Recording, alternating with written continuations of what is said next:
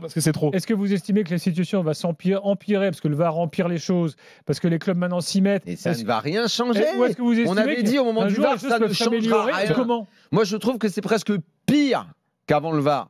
Ah oui, parce que maintenant, qu'il y a plus d'éléments. Il y a plus d'éléments. Parce que tu as plus d'éléments à discuter. Et puis ça ajoute à la justice. Mais donc vous êtes pessimiste sur la Je ne suis pas pessimiste ni optimiste, c'est même pas une affaire d'optimiste ou de pessimiste. Ça va rester comme il y a 20 ans, comme il y a 30 ans. Je suis pessimiste, moi, pour la France, parce que je pense qu'effectivement, dans des pays comme l'Italie et l'Espagne, c'est beaucoup plus culturel et de plus longue date, et qu'on a tendance à copier tout ce qui se fait, y compris les pires choses. Et je pense qu'effectivement, en France, ça ne va pas s'arranger. Et la VAR, là, c'est partout. L'histoire d'écouter les conversations entre les arbitres, je pense que pareil, c'est un peu comme... on va mettre des micros. Non, mais ça dépend ce que tu laisses apparaître. Moi, je pense que si tu mets tout, quand il y a des doutes, par exemple, des doutes légitimes, où le gars dit tiens viens voir parce que je suis pas sûr et tout, et que le gars fait sa décision en disant écoute, je pense que, et là ils vont dire ah t'as vu, il l'a un peu incité parce qu'en fait il doutait, parce que moi je pense que ça fait partie de la cuisine aussi, et de la cuisine des cerveaux des arbitres. Je vais reprendre un exemple que j'avais expliqué dans l'after et qui derrière s'est concrétisé. Le Texier, j'étais avec lui, tu sais, quand il est revenu dans l'avion après le fameux match où il a exclu Minarit à Marseille. Puisqu'il est, il est breton, il revenait même avec moi. J'ai discuté longtemps avec lui et j'ai dit le soir dans l'after, j'ai débriefé la discussion qu'on avait eue. Il m'avait dit un truc très intéressant qui avait fait bondir les gens d'ailleurs. Il m'avait dit mais la vérité c'est que ce qui s'est passé là, j'ai jugé à ce moment-là que, alors effectivement il y avait l'histoire de dans la défense en disant j'ai vu la trace sur le torse, peut-être que c'était pas d'ailleurs la chose la plus intelligente d'ailleurs dans sa défense. Il l'a dit. Non mais d'accord, oui, mais non mais c'est une erreur pour te montrer que lui était assez intelligent pour me dire dans une situation à peu près identique qui pourrait arriver dans un prochain match. Et me dit-il en aparté, enfin en plus, un truc important par rapport à ce que tu disais tout à l'heure Daniel, les situations ne sont jamais similaires parce qu'on dit c'est la même chose. Parce que derrière, il y a eu la même chose et qu'effectivement, on n'a pas exclu le joueur. Et les gens disent, c'est la même chose. Ça n'est jamais la même chose.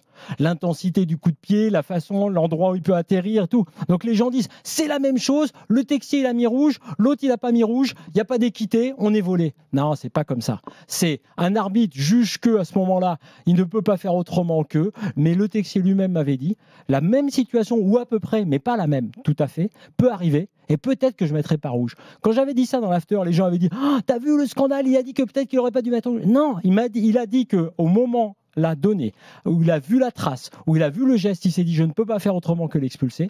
Et peut-être, oui, 6 mois plus tard, dans un truc que toi tu jugeras parfaitement identique, mais qui ne l'est pas totalement, il ne mettra pas le rouge. Ne pas accepter ça, ne pas accepter tout simplement ce qui fait l'arbitrage depuis des dizaines d'années, c'est-à-dire en fait l'interprétation personnelle d'un moment précis. Et penser que la VAR en plus peut régler ça alors qu'on ajoute de l'interprétation à l'interprétation, c'est totalement illusoire. Donc ce sera encore pire parce qu'on va vouloir décortiquer les conversations qui se passaient en gros dans le cerveau de l'arbitre tout seul, mais qu'on entend maintenant entre deux collègues. Oui. Et maintenant il y a injonction de transparence qui amène le Real à vouloir aller écouter les conversations qui devraient rester privées. Oui, mais tu sais pourquoi ils l'ont demandé? Parce qu'il arrive souvent que naturellement la fédération publie les sons. Et que ça sort dans la presse, on l'entend, etc.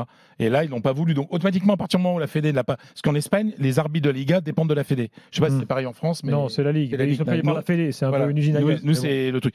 Et donc, alors, pour parler des chouineurs, ok, le Real chouine, on est d'accord. Mais ce week-end, tu as 2 grands clubs espagnols qui ont chouiné. Tu as Alaves et surtout la Real Sociedad qui a parlé ils ont dit que c'était fait défoncer par l'arbitre. Alaves, pas non plus le chapeau. Non, mais Alaves, ok, mais Alaves, c'est plein d'arbitrage. Et la Real Sociedad, c'est dit, on s'est fait défoncer. Bonne fin pour Jimmy. Non, c'est pour le chat. Mohamed a beaucoup fait réagir sur le chat. Lusitano nous a dit soit il a perdu une grosse somme d'argent au pari sportif, l'auditeur, ou alors c'est un cousin de Daniel. Là, ou les deux. Merci Fred. Ligue des Champions cette semaine, bien sûr. On verra si tout se passe bien lors du match Real City après-demain. Alors il faut que je dise, vous savez quelle est la grande théorie du Real? Qu'il est plus facile. Attention, théorie du complot. Que le Real gagne plus facilement la Ligue des Champions que la Liga. Et malheureusement, c'est vrai. Et donc ils mettent ça sur le dos de l'arbitrage. C'est la faute des arbitres. Franchement.